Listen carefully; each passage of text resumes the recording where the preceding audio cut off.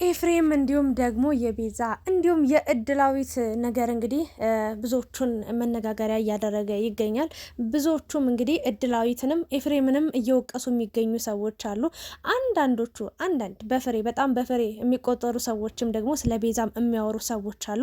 አጠቃላይ ስለ ኤፍሬም እንዲሁም ደግሞ ስለ ቤዛ እንዲሁም ስለ እድላዊት ምን አይነት ነገሮች አሉ፣ አዳዲስ ነገሮች ምን አይነት ነገሮች አሉ የሚሉትን ሀሳብ እንሰጥበታለን። ኤፍሬም ቤዛን ይመርጣል ወይስ ደግሞ ከእድላዊት ጋር ሊቀጥል ይችላል? ምን አይነት ውሳኔ ሊወስን ይችላል? ምን አይነት እርምጃ ሊራመድ ይችላል? አሁን አጣብቂኝ ከባድ ሁኔታ ውስጥ ነው ያለው። ምክንያቱም እድላዊት እንደምታዩት በጣም ከባድ ሁኔታ ራሷን የሆነ ነገር እስከ ማድረግ የሚያደርስ በጣም ከባድ አይነት ስሜት ላይ እንዳለች በደንብ እያየን እንገኛለን። ቤዛም በጣም እንደምትወደው ለሱ ብላ እንግዲህ ብዙ ነገሮችን ብዙ ዋጋ ለመክፈል የተዘጋጀች ሴት ናትና በድንገት ደግሞ እሷ ጓደኛዬ ነች፣ ቀድሜ ማቃት እሷን ነው፣ እሷ ጥሩ ነገር አድርጋልኛለች ምናምን ብሎ በውለቷ ታስሯልና ይሄን ነገር እየነገራት ሲገኝ እንግዲህ ቤዛም በጣም በንዴት እስከ መማታት ደርሳለች፣ ጥላው እስከሚሄድ ደርሳለች። እና ኤፍሬም ኦልሬዲ በቃ ለማበድ ተዘጋጅቷል ማለት ይቻላል። በቃ አደባባይ ላይ ወጧል። የእውነቴን ነው የምላችሁና ስልኩን እስከ መጣል እስከ መስበር እስከ መውረር ደርሷል። ከባድ አጣብቂኝ ሁኔታ ውስጥ ነው። በእርግጥ ኤፍሬም ለሱ ራስ ወዳድ ቢሆን ኖሮ እስካሁን እንደነገርኳችሁ ብዙ ውሳኔዎችን መወሰን ይችል ነበር። ቶሎ ምንም እዚህ ጋር መጨናነቅ፣ የሆነ ማልቀስ፣ መተከዝ፣ መበሳጨት፣ ለሆነ ሰው ለማስረዳት ደፋ ቀና አይልም ነበር። ለማንኛውም ግን ምን አዲስ ነገር የተፈጠረ ነገር አለ? ቤዛን ይመርጣል ወይስ ደግሞ እድላዊት እንዲህ የተጎዳች ትቶ ቤዛ ጋር ይሄዳል? ወይስ ደግሞ ቤዛን ያይ የነበረን ነገር ፍቅር ሳይሆን ዝም ብሎ መዋደድ ነው ጓደኝነት ነው ብሎ እድላዊት ጋር ይሄዳል? ምን አይነት ውሳኔ ይወስናል የሚለውን አብረን እናያለን። ሌላኛው ደግሞ ዛሬ እንግዲህ ቢኒ ከጠፋበት ብቅ ብሏል። በጣም ለረጅም ጊዜ ጠፍቶ ነበረ። በመጀመሪያ ስላየሁት በጣም ደስ ብሎኛል። ለኤፍሬም እንግዲህ በጣም ከባባድ መልሶችን እየመለሰ ነበረ። አትጨማለቅ፣ ስርዓትን ያዝ፣ ቤዛን በዚህ ልክ አትጉዳት። እሷ ከቤተሰብ አዘን ሳትወጣ መከሯን አይታ በጣም በከባድ ሀዘን ውስጥ እያለች በዚህ ልክ ክህደት ልትፈጽምባት አይገባም። ስለዚህ ማቆም አለብህ። አንተ አብርሽና ሩታን ስትመክር የነበርክ ሰው ነህ። ስለዚህ እንዴት በሴት ላይ በቤዛ ላይ ይሄ እንደዚህ አይነት ነገር ታደርጋለህ? እድላዊትም አርፈሽ ተቀመጪ በማለት እንግዲህ ከበድ ያለ መልእክት አስተላልፏል ማለት ነው። እውነት ነው፣ ነገራቶቹ አጣብቂ ናቸው። ዛሬ ኤፍሬም እና ቤዛ ጠፍተዋል። የመጣው ቢኒ ነው። ቢኒ እንግዲህ ፍትሐዊ ለመሆን እየሞከረ ነው ያለውን ነገር ፊክስ ለማድረግ እየሞከረ ነው።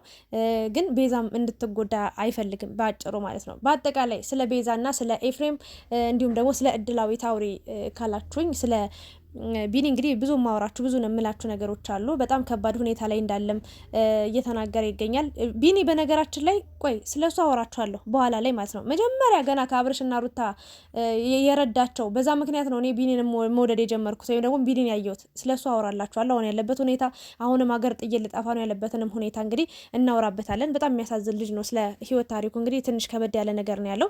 በመጀመሪያ ግን ስለ ቤዛና ስለ ኤፍሬም ስለ እድላዊት ሳወራላችሁ እድላዊት በጣም ራስ ወዳድ ሆነች ብዬ ነው የማስበው። ግን ደግሞ አንዳንዴ ፍቅር ደግሞ በጣም ትክክለኛ ፍቅር ከያዛችሁ ፍቅር እውር ነው ማለት ምንም ነገር ይሁን ምንም ነገር ስለዛ ሰው ምንም የምታስቡት ነገር የለም። ስለ ስሜታችሁ ብቻ ነው የምትጨነቁት። ራሷን ማስቀደሟ ክፋት ነው ብዬ አላስብም እንደኔ ማለት ነው። ምክንያቱም ያፈቀረችው እሷ ናት፣ የተጎዳች ያለችው እሷ ናት።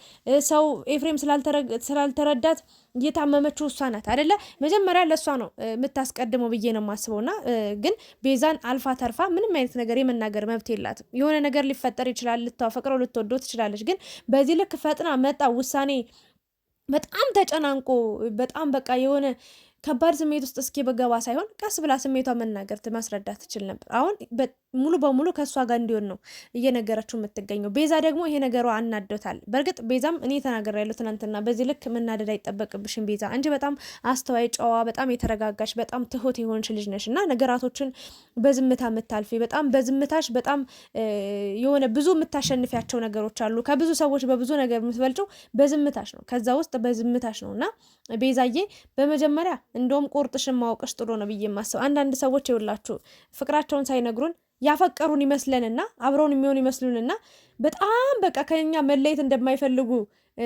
ይመስላሉ። ግን መጨረሻቸው ደግሞ አብሮ ላይሆን ይችላል እና እኔ የተረዳሁት ነገር በቤዛና በኤፍሬም መሀል የሆነ ክፍተት እንዳለ ነው የተረዳሁት። መጨረሻቸው አብረው እንደሚሆኑ ልቤ ይነግረኛል። ግን ቤዛን አሁን ላይ ሙሉ በሙሉ አልተማመነባትም።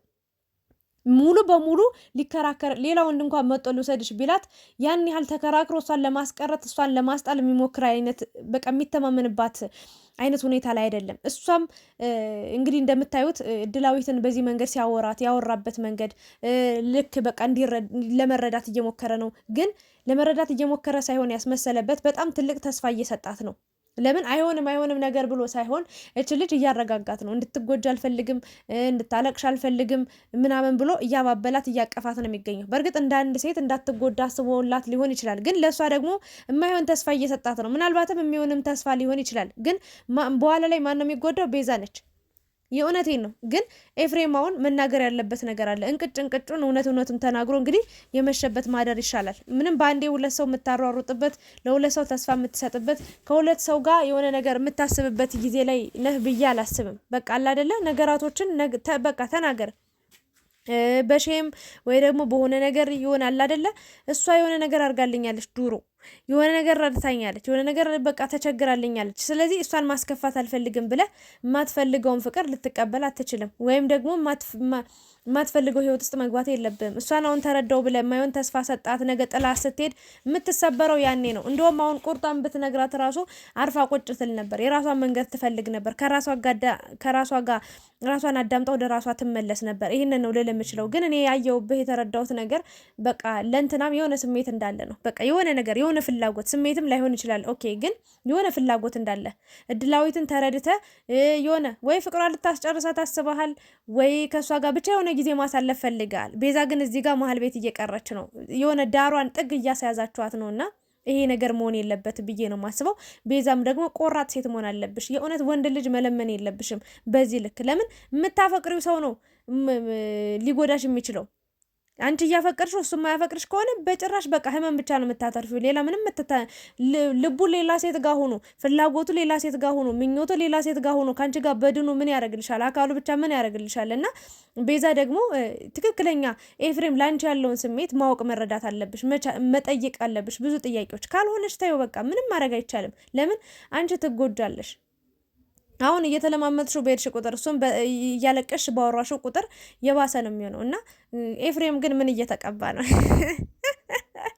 ትንሽ እንሳቅና ማለት ኤፍሬም ምን እየተቀባ ነው? በዚህ ልክ ቤዛ ታፈቅረዋለች፣ እድላዊት ታፈቅረዋለች። እና ኤደንም እንግዲህ አበድኩ እሪ ብላ ጓ ስትልበት ነበረና ምን ተፈጥሮ ነው? ምንድነው የተቀባው? እናት ንገረን። እንዳ የሰው መውደድ ይስጣችሁ። ጥሩ ነው። መፈቀር እኮ ጸጋ ነው። እግዚአብሔርን በጣም ትልቅ ጸጋ ነው። ግን ደግሞ እንደዚህ አጣብቂኝ ሁኔታ ውስጥ ደግሞ ትገባላችሁ፣ ለውሳኔ ትቸገራላችሁና ኤፍሬም ትክክለኛ ነገሩን መናገር አለብህ ብዬ በ4 ነጥብ ዘጋዋለሁ ማለት ነው።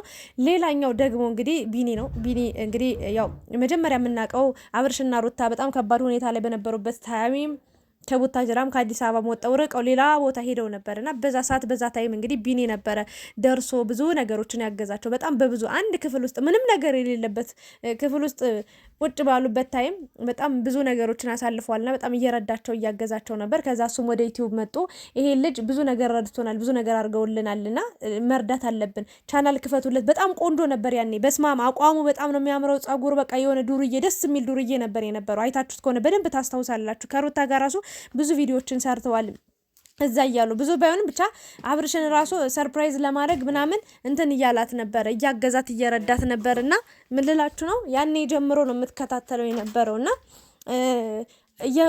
እየቆየ ሲሄድ ግን ያው ወደ ቡታጅራ እሱ መጣ ምናምናም ነገር ህይወት ጥሩ አልሆነችለትም ወይም ቀላል አልሆነችለትም። እና በጣም ከባድ ሁኔታ ላይ ነው ያለው። ጭራሽ ጸጉሩን ራሱ ተላጭቶ ሌላ ሰው መስሎ ሌላ ሰው ሆኖ ነው የመጣውና ብቻ የሚያሳዝን ፈተና ውስጥ ነው ያለው። ዩቲዩብ ላይ እንግዲህ እንደጠፋና በጣም ከባድ ሁኔታ ውስጥ እንዳለ ወደ ነበረበት ሀገርም ተመልሶ መሄድ እንደሚፈልግ እንግዲህ እየተናገረ ይገኛል። ቢኒ እግዚአብሔር ካለበት ጭንቀት ያስወጣ መድኃኒዓለም ይርዳህ ብዬ ነው የምጸልይልህ የምመኝልህና በጣም ትሁት የሆንክ ልጅ፣ የተረጋጋ ልጅ ነህ።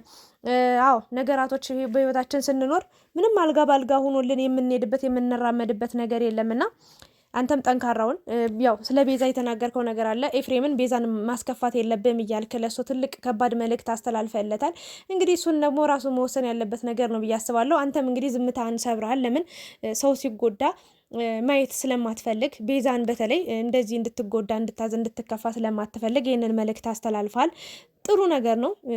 ያው ብቻ ግን አንተም ካለበት ጭንቀት ወጠ የተሻለ ቦታ እንደምናይ ተስፋ አደርጋለሁ። እንግዲህ ወደ ሌላ ሀገር ይመስለኛል ሀረር አካባቢ ይመስለኛል የነበረውና እዛ ጥሩ ህይወት ነበረው የእውነት ለመናገር ትንሽ ነገር ቢኖረውም ስራው በጣም ትንሽ ቢሆንም ግን ቢያንስ የሆነ የሰውነቱ አቋም ሰውነቱ ብቻ ፊዚካሊው በጣም ጥሩ ነበር። እውነት ጥሩ የሚባል ሰው ነበር። አሁን ግን በጣም ከባድ ሁኔታ ላይ እንዳለ እንዳሳለፈም ቤተሰብ አትሄድ ቢሉትም እንግዲህ ጥሎ ሊሄድ እንደሆነ ወስኗል። ፈጣሪ በሄድክበት ሁሉ ይከተል፣ መልካሙን ነገር ሁሉ ይቅጠም እያለን በኮሜንት እንግዲህ እናበርታው። ቢኒንም እና አብራችሁ ስለነበራችሁ ከልብ አመሰግናለሁ። እስኪ ስለ ኤፍሬም እና ስለ ቤዛ እንዲሁም ደግሞ ስለ እድላዊት ያላችሁን ሀሳብ አስተያየት በምን አይነት መንገድ ይቀጥሉ ብላችሁ ታስባላችሁ? እስኪ ኮሜንት ላይ ያስቀምጡልኝ። እስካሁን ስትከታተሉኝ የነበራችሁ ልጆች በደንብ ከሰማችሁኝ ካዳመጣችሁኝ ምን አይነት ውሳኔ መወሰን አለባቸው ብላችሁ ታስባላችሁ? ምን አይነት ውሳኔ ቢሆን ጥሩ ነው ብላችሁ ታስባላችሁ? እኔ ራሴን እንግዲህ ከበቂ በላይ አብራርቼላችኋለሁ ብዬ አስባለሁ። ኮሜንታችሁን እጠብቃለሁ።